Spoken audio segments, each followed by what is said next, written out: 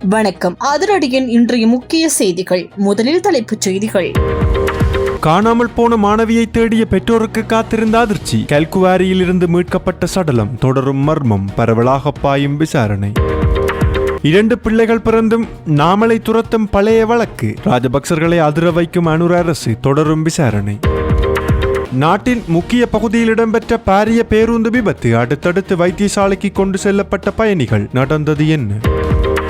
மகாவலி ஆற்றில் மிதந்து வந்த சடலம். அதிர்ச்சியில் உறைந்து போன போலீசார். விசாரணை தீவிரம். படப்பிடிப்புக்காக நெல்வயலுக்கு சென்ற நபருக்கு நேர்ந்த சோகம். யானையை படம் பிடிக்கும் போது நேர்ந்த விபரீதம். மீட்கப்பட்ட சடலம். இந்து சமுத்திரத்தை நெருங்கும் எல்லினோ தாக்கம். மக்களை அவதானம். வெளியான முக்கிய அறிவுறுத்தல். 14 வயது சிறுமிக்கு மோசமான செயலை செய்த நபருக்கு நீதிமன்றம் வழங்கிய அதிர்ச்சி தரும் தண்டனை. வெளியான தகவல். ராஜபக்சர்கள் மீது பரவலாக பாயும் ஊழல் விசாரணைகள். சுகவீனத்தை காட்டி தப்பிக்க முயலும் மஹிந்தவின் மகன். நீதிமன்றம் பிறப்பித்த அதிரடி உத்தரவு. நாட்டில் தீவிரமெடுக்கும் டெங்கு நோயின் பரவல். இதுவரை உயிரிழந்தோரின் அதிர்ச்சி தரும் எண்ணிக்கை. மக்களை அவதானம். விடுக்கப்பட்ட அவசர எச்சரிக்கை. ஒன்றாக இணைந்து ஜனாதிபதி அனுரவை சந்திக்க உள்ள தமிழ் பேசும் கட்சிகள். வரலாற்றில் நிகழும் அதிசயம். முன்வைக்கப்படவுள்ள கோரிக்கைகள். விஜய் ஆட்சிக்கு வந்தவுடன் மேலோங்கும் நடவடிக்கைகள். இந்திய மீனவர்கள் இலங்கை கடற்பரப்பிற்குள் வந்தால் சுட்டு பிடியுங்கள். கடற்படையிடம் கோரிக்கை வைக்கும் முக்கிய தரப்பு. 2029ஆம் ஆண்டு நாட்டின் நீதியமைச்சர் சிறையில் இருப்பார். திடீரென கொந்தளித்த அர்ஜுனாவிற்கு தகுந்த பதிலை வழங்கிய ஆளும் தரப்பு அமைச்சர். வெளியிடப்பட்ட கருத்துக்கள். தொடர்பான விரிவான செய்திகள். விரிவான செய்திகளுக்கு செல்லும் முன்னர் இது போன்ற செய்திகளை உடனுக்குடன் அறிந்து கொள்ள நமது அதிரடி சேனலை சப்ஸ்கிரைப் செய்து கொள்ளுங்கள். மாத்தறை திஸ்ஸ பிரதான வீதியின் வீரவில பகுதியில் தனியார் பேருந்தும் மோட்டார் சைக்கிளும் மோதிக்கொண்டதில் 18 பேர் காயமடைந்து வைத்தியசாலையில் அனுமதிக்கப்பட்டுள்ளனர். காயமடைந்தவர்களில் 11 ஆண்களும் 7 பெண்களும் உள்ளதாக போலீசார் தெரிவித்துள்ளனர். திசமகாராமையிலிருந்து மாத்தறை நோக்கி பயணித்துக் கொண்டிருந்த தனியார் பேருந்து வீரவில பிரதேச செயலகத்திற்கு அருகில் மோட்டார் சைக்கிளுடன் மோதிய பின்னர் கட்டுப்பாட்டை இழந்து வீதியை விட்டு விலகி மரம் ஒன்றில் மோதியதால் இந்த விபத்து ஏற்பட்டுள்ளதாக ஆரம்பகட்ட விசாரணைகளில் தெரிய வந்துள்ளது. விபத்தில் காயமடைந்த அனைவரும் தெபர்பிவ வைத்தியசாலையில் அனுமதிக்கப்பட்டுள்ள நிலையில் அவர்களில் காயமடைந்து 4 பேர் மேலதிக சிகிச்சைக்காக ஹம்மாந்தோட்டை வைத்தியசாலைக்கு மாற்றப்பட்டுள்ளனர். இந்த விபத்து தொடர்பில் வீரவில போலீசார் மேலதிக விசாரணைகளை தொடர்ந்து மேற்கொண்டு வருகின்றனர். முல்லைத்தீவு மாவட்டத்தின் புதுக்குடியிருப்பு போலீஸ் பிரிவுக்குட்பட்ட வசந்தபுரம் மண்ணக்கண்டல் நெல்வயல் பகுதியில் காட்டு யானையை வீடியோ எடுக்க சென்ற நபர் ஒருவர் அதே யானையின் தாக்குதலுக்கு உள்ளாகி உயிரிழந்துள்ளார். இந்த சம்பவம் நேற்று மதியம் சுமார் 12:30 மணியளவில் இடம்பெற்றுள்ளதாக போலீசார் தெரிவித்துள்ளனர். ஆரம்பகட்ட விசாரணைகளின்படி குறித்த நபர் காட்டு யானையை அருகில் சென்று வீடியோ பதிவு செய்ய முயன்ற போது யானை தாக்கியதாக தெரிய வந்துள்ளது. தாக்குதலில் படுகாயமடைந்த அவர் முதலில் புதுக்குடியிருப்பு ஆதார வைத்தியசாலையில் அனுமதிக்கப்பட்டு சிகிச்சை பெற்றார். பின்னர் மேலதிக சிகிச்சைக்காக முல்லைத்தீவு மாவட்ட வைத்தியசாலைக்கு மாற்றப்பட்ட நிலையில் மாலை 4 மணியளவில் சிகிச்சை பலனின்றி உயிரிழந்ததாக தெரிவிக்கப்பட்டுள்ளது. உயிரிழந்தவர் புதுக்குடியிருப்பு கைவேலி பகுதியைச் சேர்ந்த பூபாலசிங்கம் கமலேஸ்வரன் என அடையாளம் காணப்பட்டுள்ளார். இந்த சம்பவம் தொடர்பில் புதுக்குடியிருப்பு போலீசார் மேலதிக விசாரணைகளை தொடர்ந்து மேற்கொண்டு வருகின்றனர். பலாங்குடி போலீஸ் பிரிவுக்குட்பட்டு மகவளத்தின் கஜூபத்து பகுதியில் உள்ள கட்கொள்ளை ஒன்றில் 17 வயது மாணவி ஒருவரின் சடலம் மீட்கப்பட்டுள்ளதாக போலீசார் தெரிவித்துள்ளனர். நேற்று போலீசாருக்கு கிடைத்த தகவலின் அடிப்படையில் சம்பவ இடத்திற்கு சென்ற அதிகாரிகள் மாணவியின் சடலத்தை மீட்டதுடன் விசாரணைகளையும் ஆரம்பித்துள்ளனர். உயிரிழந்தவர் மகளவதின்ன பகுதியைச் சேர்ந்த 17 வயதுடைய மாணவி என அடையாளம் காணப்பட்டுள்ளார். குறித்த மாணவி வீட்டிலிருந்து காணாமல் போனதை தொடர்ந்து அவரது தந்தை பலாங்குடி போலீஸ் நிலையத்தில் முறைப்பாடு செய்திருந்ததாக தெரிவிக்கப்படுகின்றது. அந்த முறைப்பாட்டின் அடிப்படையில் போலீசார் விசாரணைகளை மேற்கொண்டு வந்த நிலையில் மாணவியின் சடலம் கட்கொள்ளியொன்றிலிருந்து கண்டெடுக்கப்பட்டுள்ளது. மாணவியின் உயிரிழப்புக்கான காரணம் இதுவரை உறுதிப்படுத்தப்படாத நிலையில் சடலத்தின் பிரேத பரிசோதனை இன்று பலாங்குடி வைத்தியசாலையில் நடைபெறவுள்ளது. இந்த சம்பவம் தொடர்பில் பலாங்குடி போலீசார் மேலதிக விசாரணைகளை தொடர்ந்து முன்னெடுத்து வருகின்றனர். மகாவலி ஆற்றில் இருந்து ஆணொருவரின் சடலம் மீட்கப்பட்டுள்ளது. கம்பளை போத்தலப்பட்டிய பாத்திமா கார்டன் பகுதிக்கு அருகில் உள்ள மகாவலி ஆற்றில் இருந்தே குறித்த சடலம் மீட்கப்பட்டுள்ளது.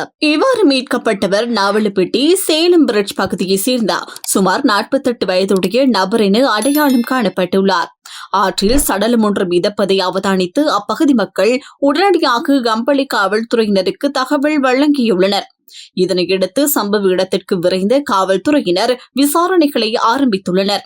மீட்கப்பட்ட சடலம் பிரேத பரிசோதனைகளுக்காக கம்பளி ஆதார வைத்தியசாலையின் பிரேத அறையில் வைக்கப்பட்டுள்ளது.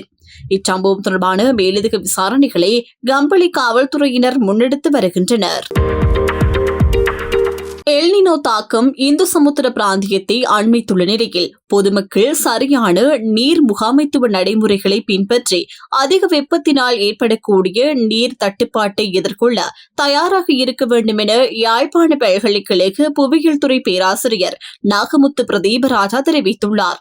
பெண்கள் வாழ்வுரிமை சங்கத்தின் ஏற்பாட்டில் எல்னினோ காலநிலை மாற்றம் தொடர்பான விசேட விழிப்புணர்வு செயலமர்வு யாழ்ப்பாணம் வடமராட்சி கிழக்கு பிரதேச செயலக மாநாட்டு மண்டபத்தில் நேற்று நடைபெற்றது.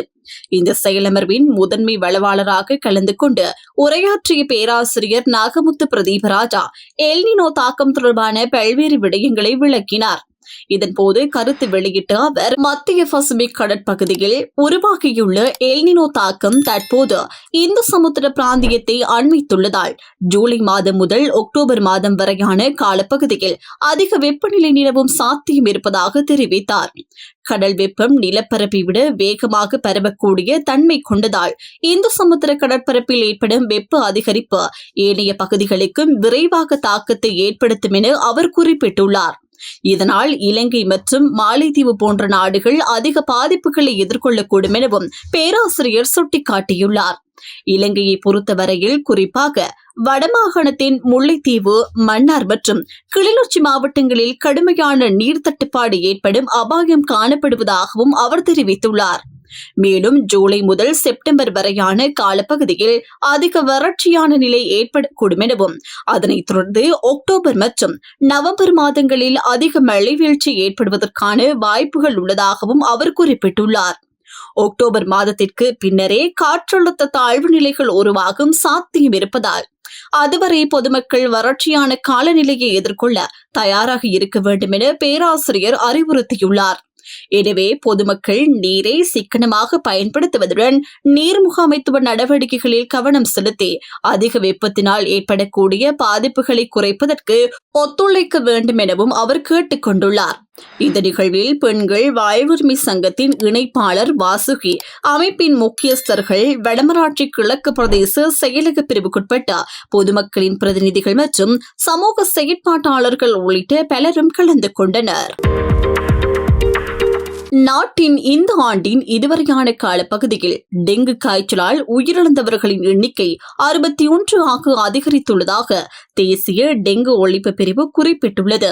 மேலும் அந்த பிரிவு வெளியிட்டுள்ள சமீபத்திய அறிக்கையின்படி இந்த ஆண்டில் இதுவரை மொத்தம் 80,905 டெங்கு நோயாளர்கள் இனங்காணப்பட்டுள்ளனர். அதிலும் குறிப்பாக ஜூலை 24ஆம் தேதி வரையிலான காலப்பகுதியில் மட்டும் 25,530 புதிய தொற்றாளர்கள் அடையாளம் காணப்பட்டுள்ளனர். மேலும் மாவட்ட வாரியாக பார்க்கும்போது கம்பஹா மாவட்டத்தில் 17,135 பேரும், கொழும்பு மாவட்டத்தில் 16,140 பேரும், மாத்தறை மாவட்டத்தில் 5,574 பேரும் டெங்கு தொற்றுக்கு ஆளாகியுள்ளனர். இது மட்டுமல்லாது மாகாண அடிப்படையில் மேல் மாகாணத்தில் அதிகபட்சமாக 42,835 நோயாளர்கள் பதிவாகியுள்ளதுடன் தென் மாகாணத்தில் 12,260 பேரும், மத்திய மாகாணத்தில் 6,924 பேரும் டெங்கு தொற்றால் பாதிக்கப்பட்டுள்ளதாக தேசிய டெங்கு ஒழிப்பு பிரிவு குறிப்பிட்டுள்ளது. டெங்கு பரவலை கட்டுப்படுத்த பொதுமக்கள் தங்கள் வீடுகள் மற்றும் சுற்றுப்புறங்களில் நீர் தேங்கும் இடங்களை அகற்றி சுகாதார நடைமுறைகளை பின்பற்றுமாறு அதிகாரிகள் மீண்டும் எச்சரித்துள்ளனர். எமது கடற்பரப்பிற்குள் நுழைந்து அத்துமீறி மீன்பிடியில் ஈடுபடும் இந்திய மீன்பிடி படகுகளை தடுக்க கடுமையான சட்ட நடவடிக்கைகள் மேற்கொள்ளப்பட வேண்டும் என யாழ்ப்பாணம் மாவட்ட கடற்தொழிலாளர் கூட்டுறவு சங்கத்தின் சம்மேளனம் கோரிக்கை விடுத்துள்ளது. குறிப்பாக துப்பாக்கிச் சூடு நடத்துவதன் மூலமாவது இவ்வாறான அத்துமீறல்களை தடுக்க நடவடிக்கை எடுக்க வேண்டும் எனவும் சம்மேளனம் வலியுறுத்தியுள்ளது. யாழ்ப்பாண மாவட்ட கூட்டுறவு சங்கத்தில் நடைபெற்ற ஊடகவியலாளர் சந்திப்பிலேயே இந்த கோரிக்கை முன்வைக்கப்பட்டுள்ளது. இதன்போது கருத்து தெரிவித்த சம்மேளனத்தின் பிரதிநிதிகள், இந்திய மீனவர்கள் நீண்ட காலமாக இலங்கை கடற்பரப்பிற்குள் அத்துமீறி நுழைந்து மீன்பிடியில் ஈடுபட்டு வருவதால் உள்ளூர் மீனவர்களின் வாழ்வாதாரம் கடுமையாக பாதிக்கப்பட்டுள்ளதாக தெரிவித்தார். அத்துடன் இந்த பிரச்சினைக்கு நிரந்தர தீர்வை பெற்றுக் கொடுப்பதற்காக இந்திய மத்திய அரசும் தமிழ்நாடு அரசும் இதுவரை போதுமான நடவடிக்கைகளை மேற்கொள்ளவில்லை எனவும் அவர்கள் குற்றம் சுமத்தியுள்ளனர்.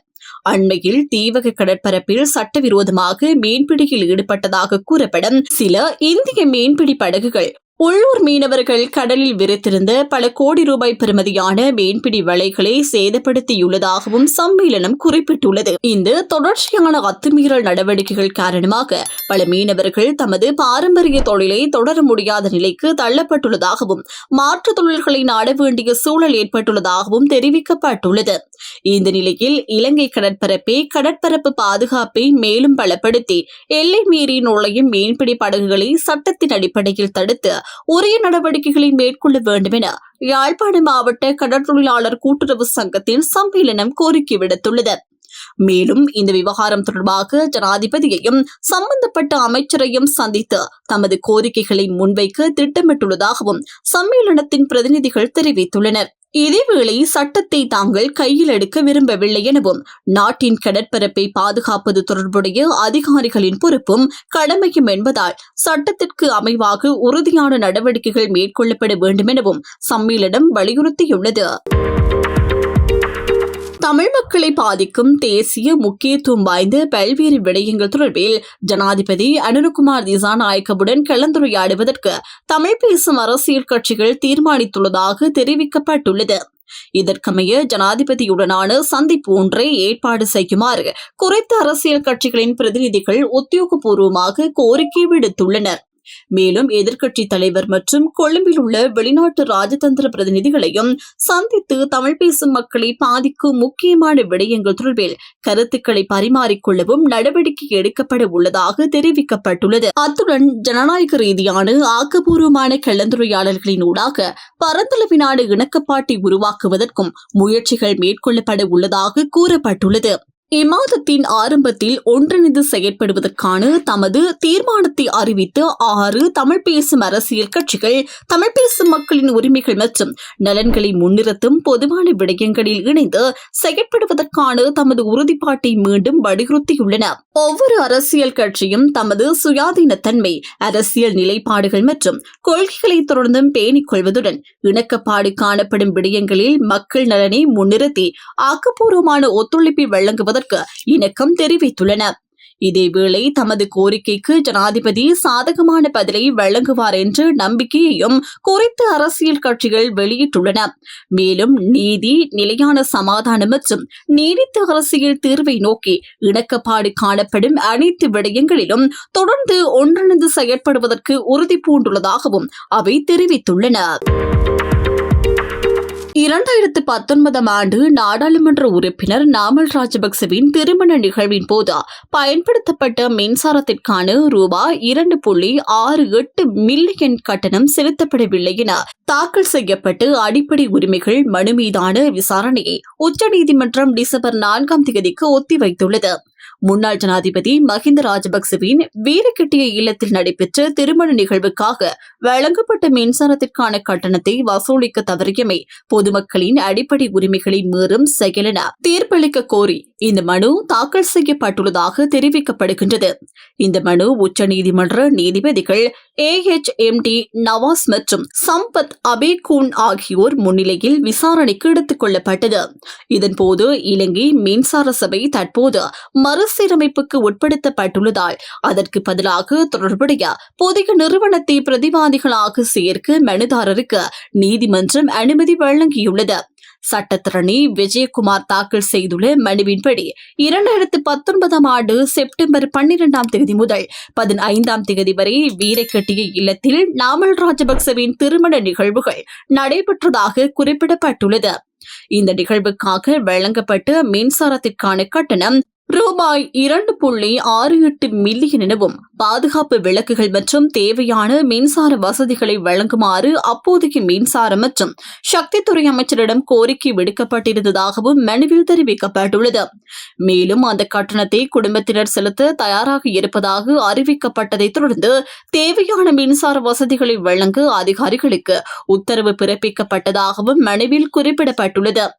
எனினும் அந்த கட்டணம் இதுவரை செலுத்தப்படவில்லை என்றும் அதிகாரத்தை தவறாக பயன்படுத்தி கட்டணத்தை தவிர்த்ததாகவும் மனுதாரர் குற்றம் சாட்டியுள்ளார். தனது வீட்டில் ரூபாய் 2.68 மில்லியன் மின் கட்டணம் செலுத்தப்படாதிருந்தால் மின்சாரம் துண்டிக்கப்பட்டிருக்கும் நிலையில் வீரக்கட்டிய இல்லம் தொடர்பில் அதே போன்ற நடவடிக்கை எடுக்கப்படவில்லை என்றும் இது சட்டத்தின் முன் சமமற்ற அணுகுமுறை என்று மனுதாரர் வாதிட்டுள்ளார். இந்த நிலையில் அரசியலமைப்பின் 12 முதலாம் பிரிவின் கீழ் தமது அடிப்படை உரிமைகள் மீறப்பட்டுள்ளதாக அறிவிக்குமாறு அவர் நீதிமன்றத்திடம் கோரியுள்ளார்.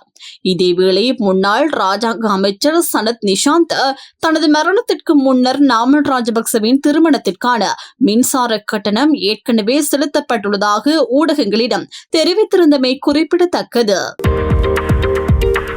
2019ஆம் ஆண்டில் நான் நாடாளுமன்ற உறுப்பினராக இருப்பேன்.